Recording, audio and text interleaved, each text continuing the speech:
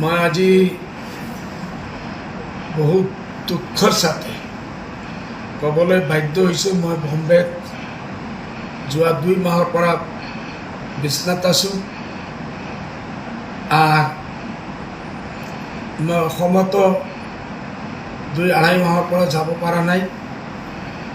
ইতিমধ্যে যে ঘটনাটো হৈছে যে আমাৰ দেশত ভাৰতীয় নাগৰিকসকলক ইলিগেলি পুশব্যাক কৰাৰ যে এটা দুৰ্ভাগ্যপূৰ্ণ ঘটনা হৈছে, এই ঘটনায় গোটেই ভাৰতবৰ্ষত নহয় গোটেই ৱৰ্ল্ডত অসমৰ নাম এজ ৱেল এজ ভাৰতবৰ্ষৰ নামটো বহুতেই বেইজ্জতি হৈছে। আমি চোখ উঠাব পৰা নাই। আমার পার্টি কোনোদিনও বিদেশের পক্ষে নহয়। যে কোনো যেমন বিদেশি থাকে, যে কোনো দেশের হোক, বাংলাদেশের হোক, সকল যাব লাগে।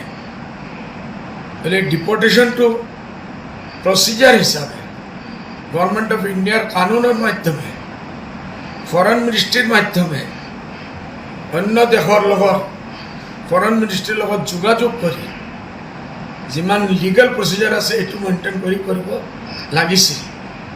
আমাৰ অসম চৰকাৰে এইটো নকৰি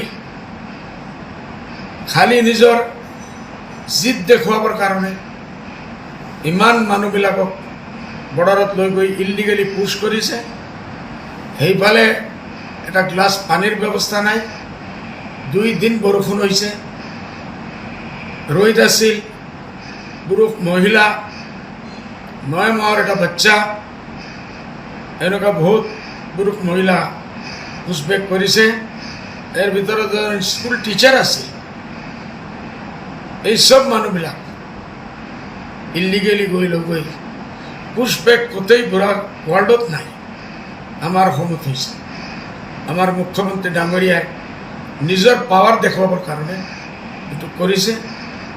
মই এইটো খবৰ পাই লগে লগে মই আমার MLA সকলক, আমার party deputy leader Hafiz Bashir Ahmed সাহেবক এলং উইথ 11-12 জন MLA সবক আমি অর্ডার দিছোঁ বোলে আপোনালোকে গভর্নর সাহেবৰ লগে কোঅপাৰেট কৰক। আৰ মই গভৰ্নৰ সাহেবৰ ধন্যবাদ দি আছোঁ যে তেখেতে এইটোৰ ওপৰত ইমিডিয়েট একশন লৈছে। বোলে মই এইটোৰ ওপৰত কি কৰিব লাগে মই কৰিম, मैं करूँगा। और उन्होंने करके भी दिखाया। এইটো कारण मैं स्पेशली धन्यवाद जनाई आছোঁ गवर्नर साहबक और आमार ऑल पार्टी वर्कारक जे हिসকলে এই দুখীয়া মানুহবিলাকৰ ওচৰত গৈ কোনো পলিটিক্যাল পার্টি, কংগ্রেস হোক, অখিল গগৈ হোক বা অন্য কোনো পলিটিক্যাল পার্টি, কেউ তাত যোৱা নাই, মানুহবিলাকৰ খবৰ লোৱা নাই। মুছলমানৰ ভোট লাগে, মুছলমান যেতিয়া বিপদত পৰে এইবিলাকক পোৱা নাযায়। অসমৰ জনগণে দেখি আছে এই বিপদৰ সময় যদি কোনো পাৰ্টি সকলৰ ওচৰত গৈ থিয় হৈছে, এইটো UDF হৈছে। আৰু এইটোৰ কাৰণে মই আমাৰ পাৰ্টিৰ আইন শৃংখলা যিসকলে দেখে, আমাৰ MLA সকলক মই দিল্লী পঠাইছোঁ। এটা দিল্লী গৈছে ডেলিগেশ্যন।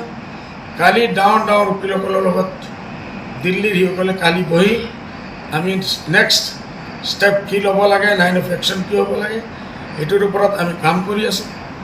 মই আপোনালোকৰ মাধ্যমে গোটেই অসমবাসী, দেশী প্ৰকৃত ভাৰতীয় যে মানুহসকল আছে চবক মই এটাই মেছেজ দিবলৈ বিচাৰিছোঁ যে যেতিয়ালৈকে বদৰুদ্দিন আজমল জিন্দা আছে, আপোনালোকক কোনো এজন মানুহে বিদেশী সজাই বাংলাদেশত পেটাব নোৱাৰিব।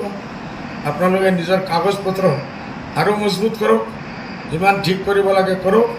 আপোনালোকৰ ফাইট অসমৰ হাইকোৰ্টেৰ পৰা আৰম্ভ কৰি, এসেম্বলিৰ পৰা আৰম্ভ কৰি আমি দিল্লী সুপ্ৰিম কোৰ্টলৈকে আপোনালোকৰ লড়াইটো আমি জিকিম।